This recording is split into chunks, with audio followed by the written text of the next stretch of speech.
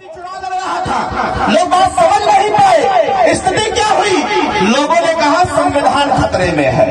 यही ना चर्चा हो रही थी, जो समझे यही ना चर्चा 24 के चुनाव में हो रही थी कि संविधान खतरे में है, आपका आरक्षण खतरे में है। अरे भाई, चुनाव बीत गया तो फिर संविधान खतरे में काहे नहीं हो गया? संविधान खतरे में नहीं था, खतरे में विपक्ष की राजनीति थी। आप जरा सोचिएगा, यहाँ तमाम लोग बैठे हैं, अगर हमारी बात गलत होगी तो बताइएगा।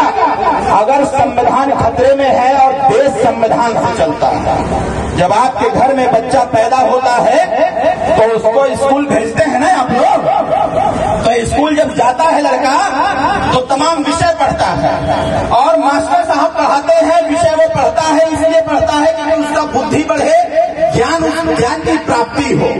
अगर हिंदी विषय पढ़ने से ज्ञान की प्राप्ति होती है, गणित का विषय पढ़ने से ज्ञान की प्राप्ति होती है, विज्ञान पढ़ने से ज्ञान की प्राप्ति होती है, समाज शास्त्र पढ़ने से ज्ञान की प्राप्ति होती है, राजनीति शास्त्र पढ़ने से ज्ञान की प्राप्ति होती है। तो मैं यही बात तो कह रहा हूँ, अगर यह सारे विषय पढ़ने से ज्ञान की प्राप्ति होती है, जब व्यक्ति ज्ञानी हो जाता है तो अपने अधिकार को लड़ना चालू कर देता है, तो फिर भारत के संविधान को पढ़ाने से ज्ञान की प्राप्ति क्यों नहीं हो सकती है?